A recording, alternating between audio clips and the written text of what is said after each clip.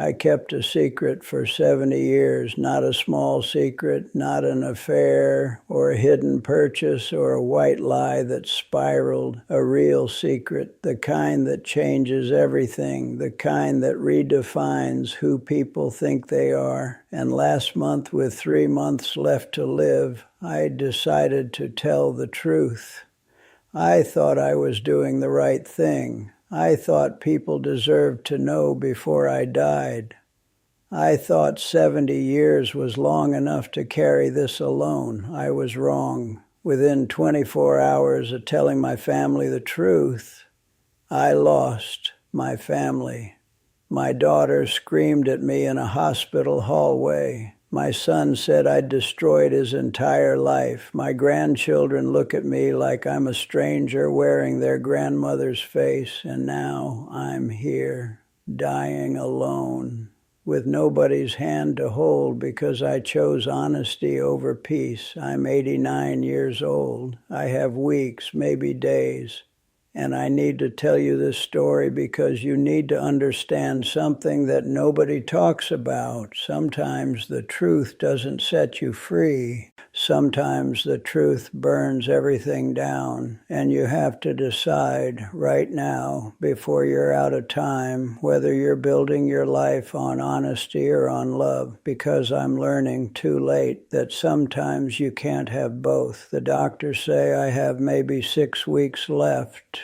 That was 2 weeks ago, so let's say 4 weeks, maybe less. Lung cancer, stage 4, metastasized to my bones, my liver, places I didn't even know cancer could reach. I can feel it eating me from the inside out, which sounds dramatic, but is actually just accurate. Every breath is work, every movement is negotiation.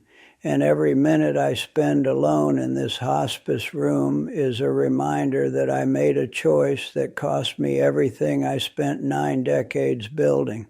My daughter Margaret hasn't been here in 3 weeks. She came once the day after I told him, and she stood at the foot of my bed with her arms crossed and her face doing that thing where she's trying not to cry because crying would mean she cares, and she's decided she doesn't want to care anymore. She said 7 words to me, "I don't know who you are anymore." Then she left. My son Daniel came twice. The first time he just stared at me like I was a puzzle he couldn't solve. The second time he brought questions, so many questions, each one sharper than the last, each one designed to make me explain the unexplainable. When I couldn't give him the answers he wanted, the ones that would make this make sense, he stopped coming too. The grandchildren, all 5 of them, they don't come at all. I'm not sure what their parents told them. Maybe the truth, maybe a version of it that makes me the villain, maybe nothing at all, just that grandma is sick and we're not visiting. I have pictures of them on my phone, but I can't look at them without feeling like I'm looking at strangers now, like the relationship we had was built on a foundation that I destroyed with one conversation. The nurses here are kind. They don't know the whole story, just that I'm alone, which isn't unusual in hospice. Lots of people die alone, but they can tell something is different about my alone, that this isn't the slow fade of an old woman whose family got busy and drifted. This is the sharp cut of a family who made a decision, who chose to not be here. And even though the nurses don't ask, I can see the questions in their eyes when they check my vitals, and there are no cards on my bedside table, no flowers, no evidence that anyone in the world is marking my exit. Let me take you back, because if you're going to understand why I did what I did both 70 years ago and 4 weeks ago, you need to know where this started. It was 1954. I was 19 years old. The world was a different place in ways that are hard to explain to people who didn't live it. Not just different technology or politics or fashion, though all of that was true. different in the fundamental assumptions about what life was supposed to look like. You got married young, you had children, you built a life that looked like your parents' life. You didn't ask too many questions, you didn't make too many waves. You found your place in the order of things, and you stayed there. I was engaged to a man named Robert. Good man, decent family, had a job at his father's hardware store and prospects for eventually taking it over. We'd been dating since I was 17, engaged at 18, planning a wedding for the summer of 1955. I had my dress picked out. We had a church booked. My mother had already started planning the reception. Everything was exactly as it should be. And then I met James. I need to be clear about something. This isn't a love story, or maybe it is, but not the kind you think. James was my brother's friend, home from college for the summer, and helping his own father with construction work. I met him at a 4th of July barbecue at my parents' house. He was 21, broad-shouldered from the manual labor, had this way of listening to you, like whatever you were saying was the most important thing he'd ever heard. We started talking by the food table and didn't stop for 3 hours. Nothing happened at that barbecue. Nothing happened for weeks. We just kept running into each other. Small town, mutual friends, the way lives intersect when there aren't that many lives to intersect with. And every time we talked, I felt something I'd never felt with Robert. Not excitement exactly, recognition, like I was meeting a version of myself I didn't know existed, like he could see parts of me that I didn't know were visible.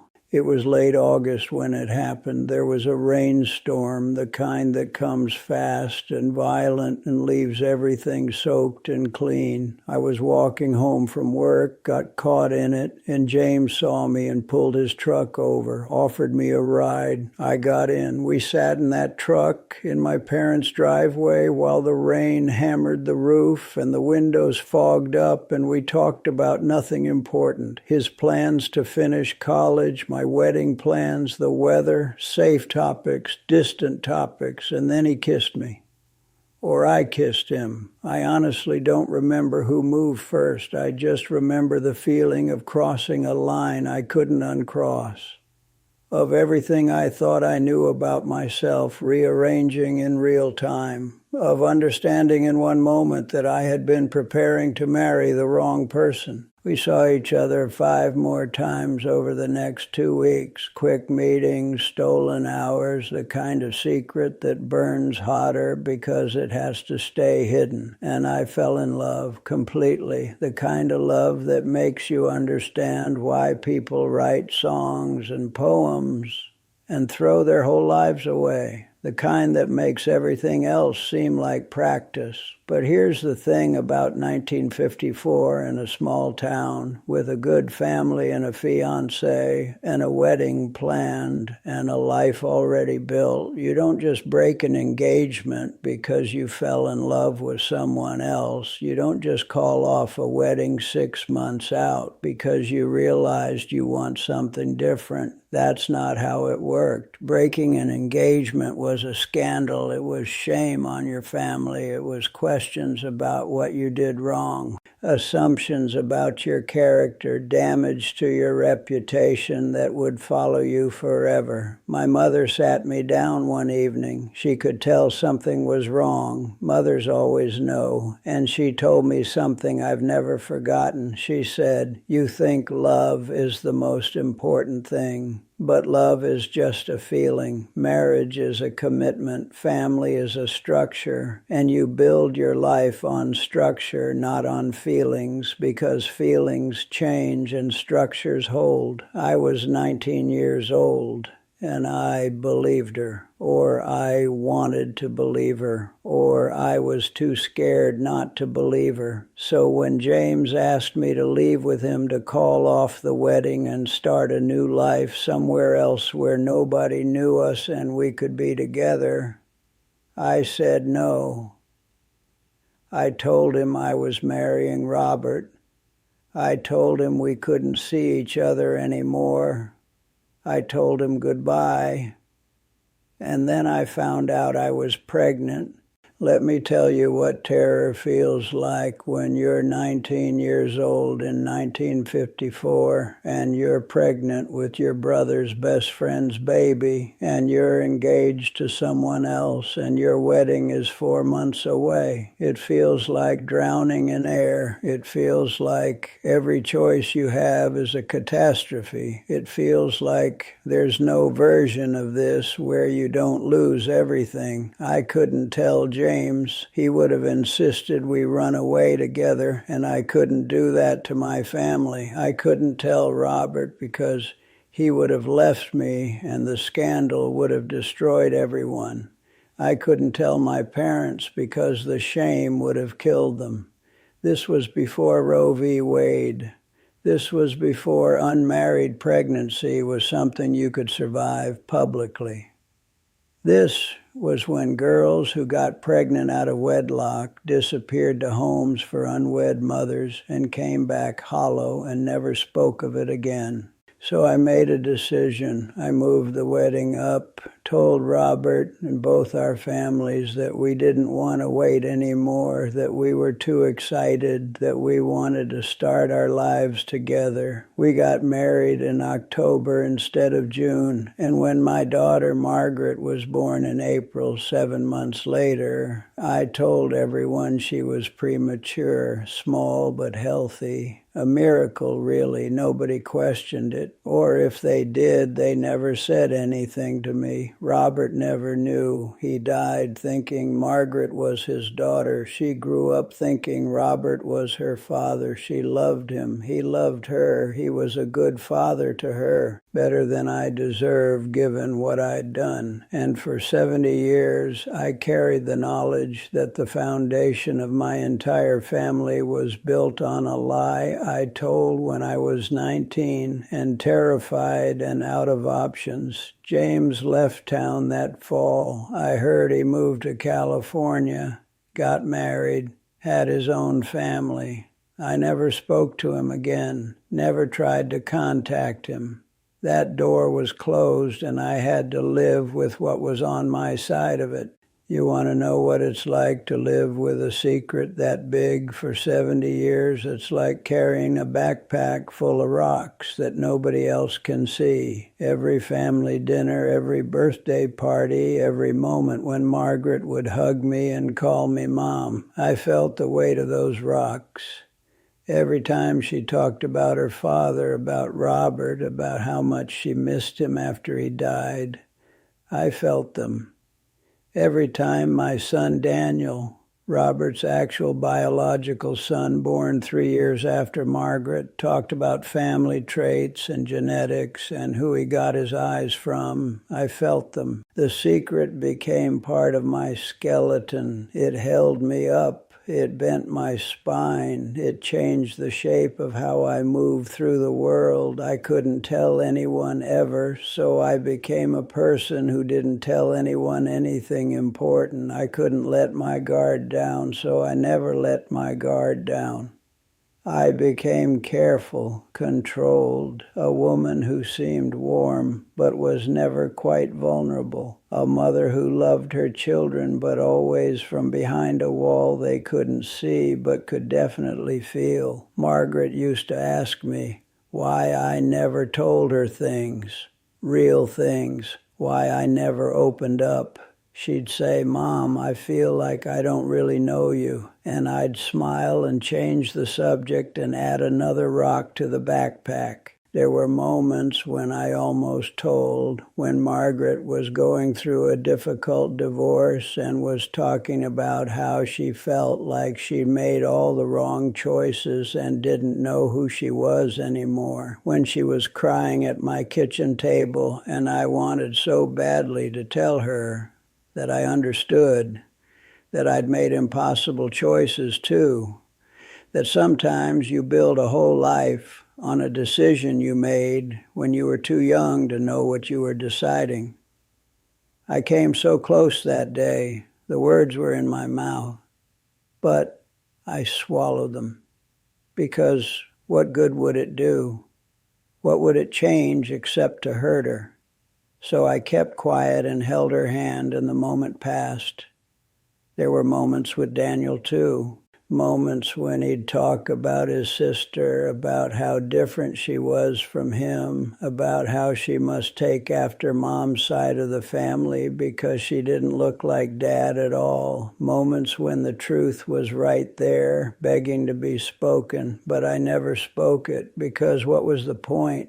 To ease my own conscience, to blow up his understanding of his family because I couldn't carry the weight alone anymore. So I carried it for 70 years. I carried it through Robert's death, through raising my children alone, through grandchildren and holidays and normal life happening all around this abnormal secret at the center of everything. The backpack got heavier, my spine bent more, but I carried it. And then 6 months ago, I started coughing. Just a cough at first, the kind you think is allergies or a cold that won't quite leave, but it didn't stop. It got worse. I started losing weight without trying, feeling tired all the time, hurting in places that shouldn't hurt. By the time I went to the doctor, by the time they did the scans and the biopsies and delivered the news with the kind of gentle voice that tells you it's bad before they say the words, it was already everywhere. Stage 4 lung cancer, metastatic, inoperable. They could do chemo, but at my age with this kind of spread, we'd be buying months at best, and the quality of those months would be terrible. Or I could do hospice, keep comfortable. Let it run its course. I chose hospice. I'm 89. I've lived a long life. I wasn't interested in spending my last months poisoning my body for a few extra weeks. They gave me 3 to 6 months. That was 6 months ago, which means I'm on borrowed time now, running out the clock. And that's when I started thinking about the secret, about whether I wanted to die with it still inside me, about whether Margaret deserved to know who her biological father was before I was gone and the knowledge died with me, about whether carrying this to my grave was protection or cowardice. I fought with myself for weeks, made lists of pros and cons, talked to myself in the mirror, prayed, even though I'm not sure I believe in God anymore. What's the right thing to do when telling the truth will hurt people and keeping the secret will maintain a peace that's built on a lie? I kept coming back to this. Margaret is 69 years old. She's not a child. She's a grown woman with her own children and grandchildren, and she's spending her time visiting her dying mother, thinking she knows her family history when she doesn't. When I die, she'll talk about her father, Robert, and she'll be talking about the wrong person.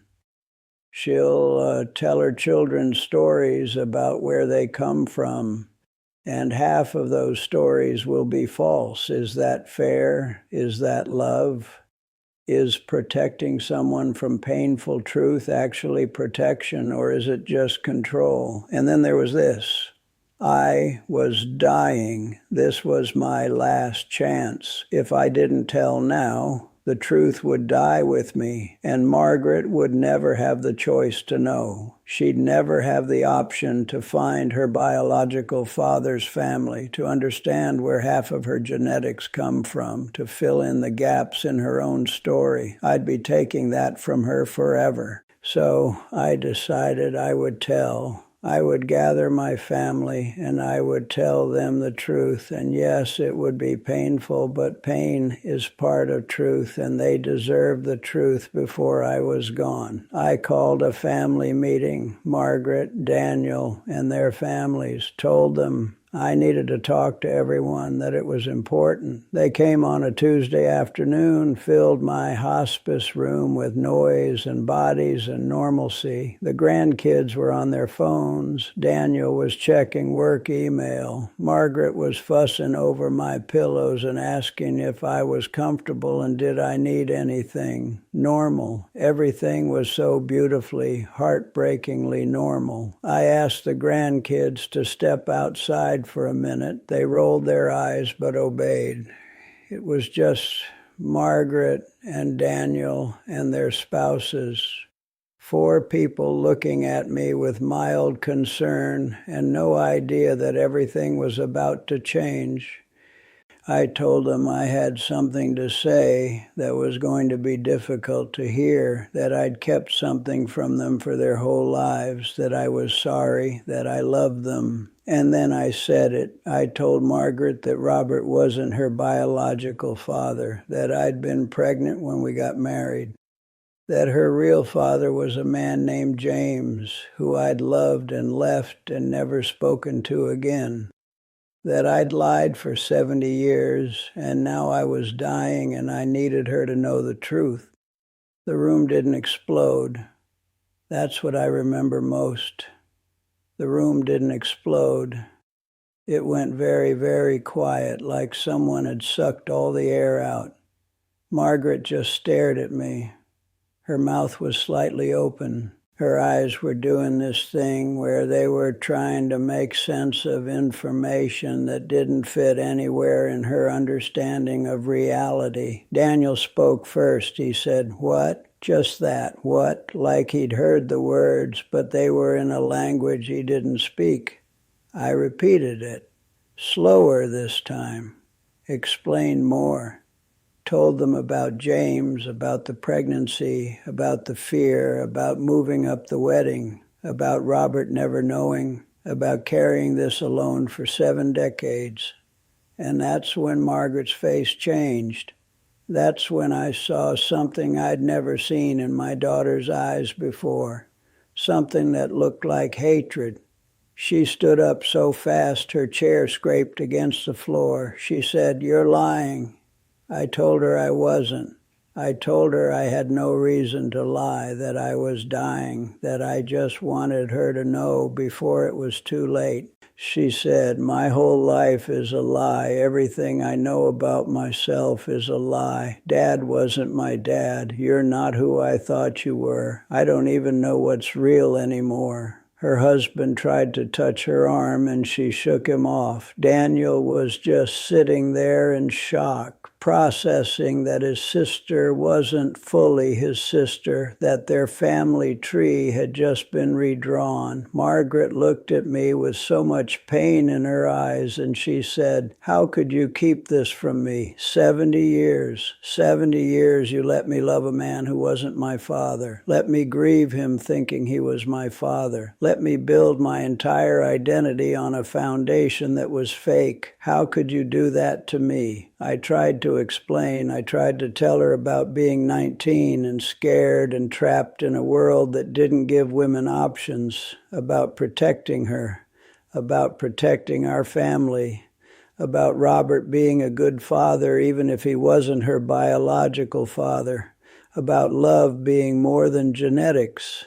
But she wasn't hearing. She was pacing now, almost hyperventilating. She kept saying, "I don't know who I am. I don't know who I am." Daniel finally found his voice. He said, "Who is James? Where is he? Is he still alive?" I told him I didn't know, that I hadn't spoken to him since 1954, that I had no idea where he was or if he was even still alive, that I never tried to find out because I couldn't, because I had to close that door completely to survive. Margaret stopped pacing, looked at me dead in the eyes, said, "Asher, you're a liar, you're a coward. You lived your whole life as a lie, and now you're dumping this on me when you're dying so you don't have to deal with the consequences, so I have to carry it instead. Well, I don't want it. I don't want any of this. And then she walked out, just left. Her husband followed, apologizing to me over his shoulder like it was his fault his wife was having a meltdown. Daniel stayed a little longer, asked more questions, wanted details, timelines, names. I gave him everything I could. He was calmer than Margaret, but I could see it in his face too, the betrayal, the confusion, the fundamental destabilization of everything he thought he knew. When he finally left, he said, "I need time to process this."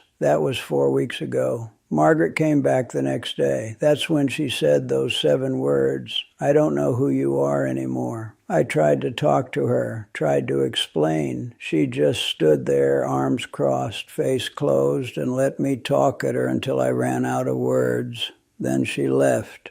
Daniel came back twice. The first visit was silent. He just sat in the chair by my bed and stared at me like I was a stranger. I asked him what he was thinking. He said, "I'm trying to reconcile the mother I thought I had with the person who could keep a secret like this."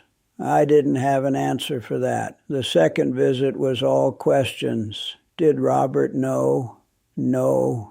Did anyone know? No. Did I ever try to contact James? No. Does Margaret have half-siblings she doesn't know about? Probably. Had I thought about how this would affect them? Yes, constantly for 70 years. When I couldn't give him the answers that would make it okay, he stopped coming. That was 3 weeks ago. The silence since then has been total. No calls, no visits. I call and it goes to voicemail. I text and get nothing back. It's like I've been erased, like I died already, and they're just waiting for my body to catch up to the fact that I'm already gone from their lives. The nurses don't say anything, but I know they notice. There's a whiteboard in my room where they write the date and the name of the nurse on duty. There used to be family photos propped up next to it. Margaret brought them that first week I was here. Pictures of the grandkids, pictures of family vacations, pictures of me and Robert. On our 50th anniversary, she took them all when she left that day. The whiteboard is just a whiteboard now. But if you're keeping a secret to protect someone else, to give them a stability they need, to preserve a peace that serves them better than chaos would, maybe carrying that secret is the most loving thing you can do. Maybe some truths are yours to bear alone. Maybe some lies are holy.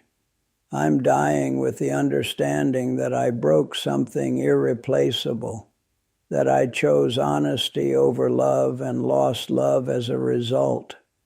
My daughter is out there somewhere, carrying a truth she didn't ask for, mourning a father she thought she had, trying to rebuild an identity I shattered, and I'm here, alone, with nothing but the truth and the knowledge that the truth cost me everything. So here's my final thought, my last piece of wisdom from a woman who's about to run out of time. Build your life on love, not on truth, not on honesty, on love. Sometimes love looks like truth. Sometimes it looks like secrets. Sometimes it looks like lies you tell because the lie protects something more important than facts. You're not building your life on honesty or on love. You're building it on whether you can tell the difference between the truths that heal and the truths that destroy, between the secrets that poison and the secrets that protect, between the lies that serve you and the lies that serve the people you love. I chose wrong. I thought truth would set me free. Instead, it took everything.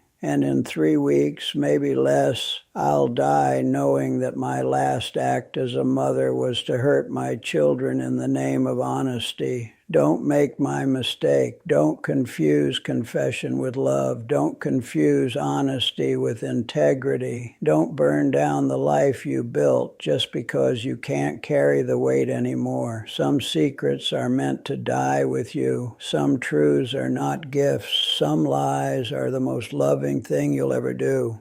I wish I'd understood that 4 weeks ago. I wish I'd kept my mouth shut and died with my family intact, but I didn't. And now all I have is time to regret it and a story to tell you, so maybe, just maybe, you won't do what I did. Truth doesn't always set you free. Sometimes it just burns everything down, and you have to live with the ashes, or in my case, die in them.